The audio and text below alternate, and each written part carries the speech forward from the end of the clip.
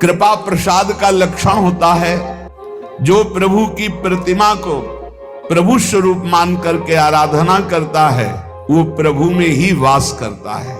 जो भगवान के श्रीविज्ञ साक्षात भगवान है, साक्षात।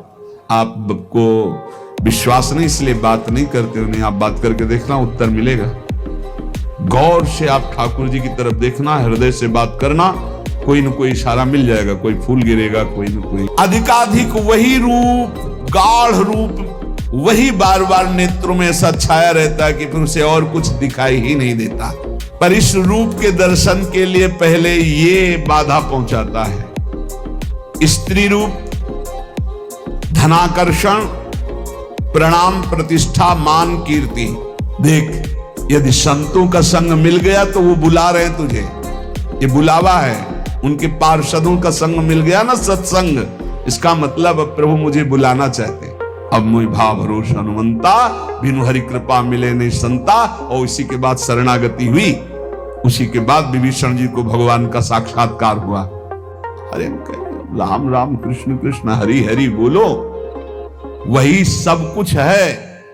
बैठ के समय बर्बाद मत कर, नाम जप कर, फिर कुछ भी ध्यान कर, कुछ भी करो, उसमें हमें कोई लेना देना।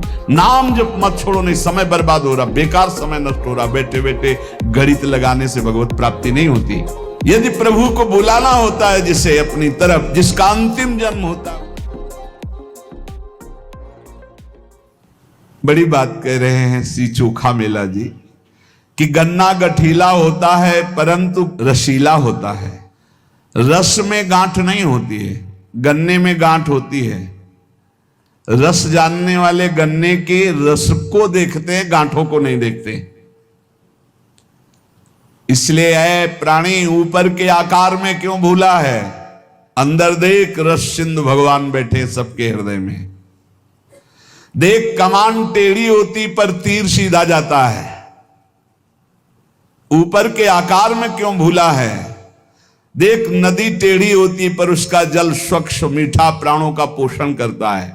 एक नाथ जी महाराज कह रहे भगवान के कृपा प्रसाद का लक्षण होता है कि वो सगुण चरित्रों का गायन करके ही अपना समय व्यतीत करता है। संत जन जिस पर कृपा करते हैं उसका मन भगवान की लीला चरित्रों में लग जाता है।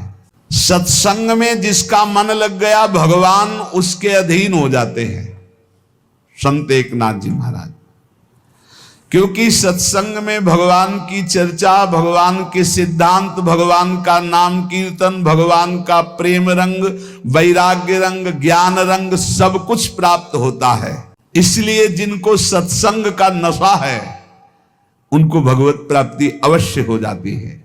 यदि सत्संग का प्रभाव बढ़ रहा है तो कैसे हम जाने, बोले अखंड स्मृति के लिए मन ललचाने लगेगा, निरंतर नाम जप हो। जो मेरे प्रभु हैं कलयुग में विशेष कृपा करके उन्होंने मूर्ति के रूप में अर्चा अवतार लिया है। एक नाथ जी कह रहे प्रभु और प्रभु की प्रतिमा में कोई अंतर नहीं मानना चाहिए।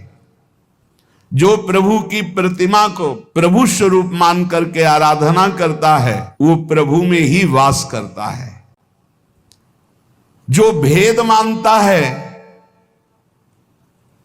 वो आगे नहीं बढ़ पाएगा। और आज तो ऐसा ज्ञान बघारा जाता है कि प्रगट सेवा का ही निषेध कर दिया गया। प्रगट सेवा का निषेध, प्रगट सेवा का निषेध, भगवत अर्चा विग्रह का कैसा ज्ञान चल रहा है, कैसा ज्ञान चल रहा, अज्ञान, घोर अज्ञान। जो भगवान के श्रीविज्ञ साक्षात भगवान है, साक्षात।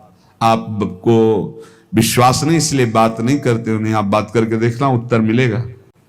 गौर से आप ठाकुर जी की तरफ देखना, हृदय से बात करना, कोई न कोई इशारा मिल जाएगा, कोई फूल गिरेगा, कोई न कोई, आप पता चल जाएगा कि ठाकुर जी हमारी बात सुन लिए। कलिकाल में भगवान ने अर्चावतार धारण किया है प्रतिमा स्वरूप में। यह ऐसा साधन है जिससे जनार्दन भगवान की निश्चित प्राप्ति हो जाती है। स्वयं भगवान विराज। पहले बिहारी जी, राधा वल्लभ जी, राधा रमन जी सब ठाकुर बात करते थे, अब भी करते हैं, करने की क्षमता केवल हो। आपके अंदर से हटता ही नहीं कि साक्षात विराजमान है।